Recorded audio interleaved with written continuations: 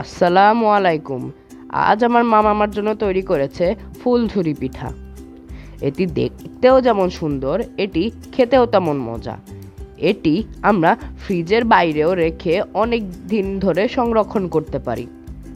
তাহলে চলুন দেখা যাক এই ফুলঝুরি পিঠাটি কিভাবে বানানো যায়। ফুলঝুরি পিঠা তৈরির জন্য প্রথমে আমি একটা বোল নিয়ে নিয়েছি এবং এতে একে একে উপকরণগুলো দিব। প্রথমেই আমি দিচ্ছি 1 কাপ পরিমাণ চালের গুঁড়ো। এটি শুকনোও হতে পারে, ভেজাও হতে পারে। এরপরে দিয়ে দিব 1/3 কাপ ময়দা। এই পিঠাটি তৈরি করতে শুধুমাত্র ময়দা বা শুধুমাত্র চালের গুঁড়ো দিয়েও করা সম্ভব। এখন আমি দিচ্ছি 1/3 পরিমাণ ময়দা।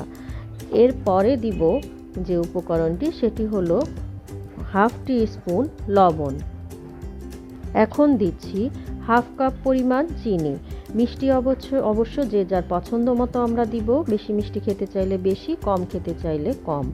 এখন দিচ্ছি একটি ডিম। এই কয়েকটি উপকরণের দেওয়ার পরে আমরা এগুলো ভালোভাবে মেখে নেব। কিছুক্ষণ ধরে ডিমটাকে সব উপকরণের সাথে ভালোভাবে মেখে নেব। ডিম মাখানো হয়ে গেলে এতে আমাদের দিতে হবে অল্প অল্প পরিমাণ পানি। অল্প অল্প পানি দিয়েই ডোটিকে ধীরে ধীরে মাখাতে হবে। একবারে বেশি পরিমাণ পানি এতে ব্যবহার করা যাবে না, কারণ সেক্ষেত্রে ডোটি বেশি পাতলা হয়ে যেতে পারে। এই পিঠার ডোটি কিছুটা ঘন হবে, এ কারণে অল্প পরিমাণ পানি দিয়েই আমরা ধীরে ধীরে ডোটি তৈরি করব। আবারও কিছুটা পানি এতে দিয়ে দিব। তবে আমি যদি পরিমাণ বলি, আমার আটা এবং ময়দার মিশ্রণের ভিতরে 1 কাপ পরিমাণ পানি দিলে আমার পুরো ডোটি খুব সুন্দরভাবে তৈরি হয়ে যাবে। এখন প্রায় তৈরি হয়ে গিয়েছে, তবে আমি যদি চাই আর একটু পাতলা করতে পারি অল্প কিছুটা পানির সাহায্যে।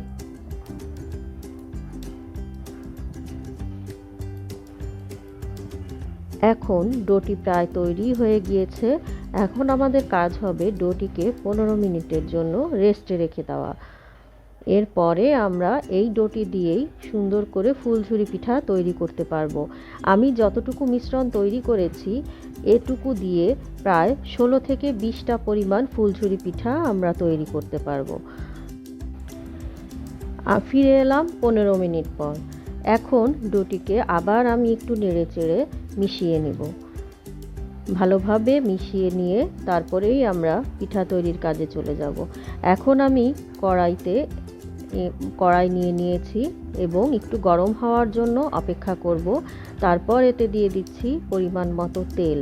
তেল একটু বেশি দিতে হবে যাতে পিঠাটি তেলের ভিতরে ডুবে যায়। এর আগে আমাদের যে কাজটি আছে সেটি হলো পিঠা তৈরির যে সাজটা রয়েছে, এটি তেলের ভিতরে কিছুক্ষণ ডুবিয়ে রাখতে হবে।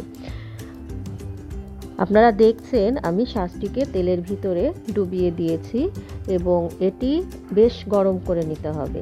তেলটা আমরা মিডিয়াম হাই হিটে গরম করব এবং সাথে সাজটিও থাকবে তেলের ভিতরে। কিভাবে বুঝবো সাজটি গরম হয়ে গিয়েছে?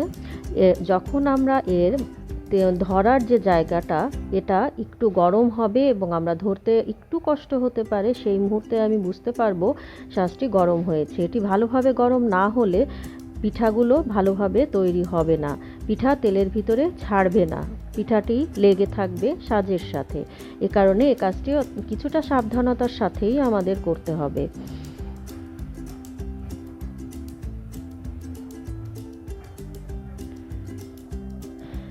এখন আমি মনে করছি সাজটি গরম হয়ে গিয়েছে। এটি থেকে তেল কিছুটা ছাড়িয়ে আমি পাত্রে যে ডোটি গোলানো ছিল তার ভিতরে চুবিয়ে দিলাম। এবং এই সময় আরেকটি বিষয় খেয়াল করতে হবে, সাজটি যেন পুরো ডুবে না যায়। কিছুটা আমি ধরে রাখবো, এই কারণেই যেন পুরো ডুবে না যায়। কিছুক্ষণ ধরে রেখে সেটিকে আবার আমি তেলের ভিতরে দিয়ে দিব। তেলের ভিতরে দিয়ে আস্তে আস্তে নাড়ার ফলে ধীরে ধীরেই পিঠাটি ছাড়িয়ে যাবে। সাজটি থেকে সুন্দরভাবে পিঠাটি কিছুক্ষণ পরেই ছেড়ে যাবে এবং এটা আমরা তখন চুলার হিটটা অবশ্যই কমিয়ে দিব এবং এপাশ ওপাশ করে পিঠাটিকে ভেজে নেব।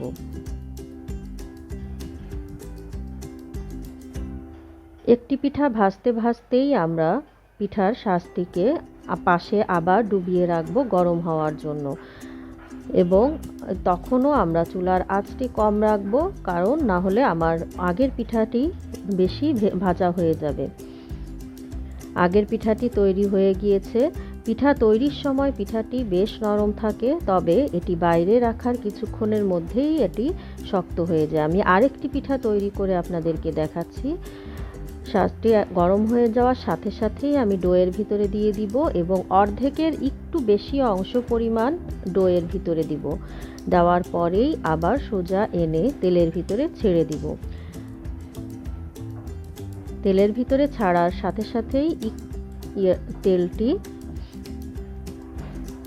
ছেড়ে গিয়েছে এবং আবার শাঁসটি গরম হওয়ার জন্য পাশে আমি রেখে দিয়েছি। এভাবেই একে একে আমি তৈরি করে নিব আমার ফুলঝুরি পিঠা। পিঠাটি তৈরি করার পরে খেতে খুবই ভালো লাগে এবং এটি আমরা বেশ কয়েকদিন রেখেও খেতে পারি। এভাবে আমি একটু বড় পাত্র নিলে একসাথে আমি 2-3টি পিঠাও ভাজতে পারবো। এতে আমার সময়ও অনেক বেশি কম লাগবে।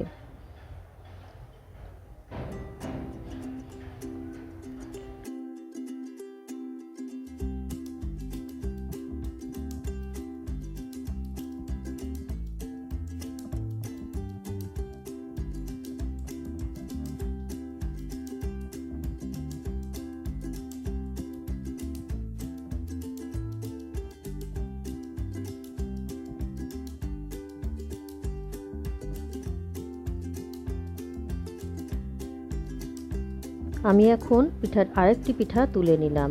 এতক্ষণে আমার শাঁসটি আবারও গরম হয়ে গিয়েছে এবং আমি ডোয়ের ভিতরে শাঁসটিকে কিছুক্ষণ ডুবিয়ে রেখে আবার চুলায় আরেকটি পিঠা দিয়ে দিলাম এবং কিছুক্ষণ নাড়াচাড়ার পরেই দেখেন কি সুন্দরভাবে পিঠাটি ছেড়ে গিয়েছে।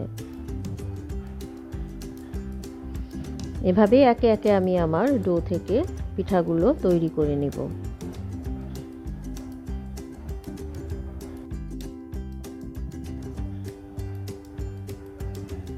তৈরি হয়ে গেল আমাদের দারুণ স্বাদের ফুলঝুরি পিঠা। ভিডিওটি ভালো লাগলে লাইক দিন এবং সাবস্ক্রাইব করুন এবং তার পাশে যে বেলটি আছে সেটি দিতে ভুলবেন না, তাহলে আপনি আমাদের ভিডিওগুলো সবার আগে দেখতে পারবেন। ধন্যবাদ সবাইকে।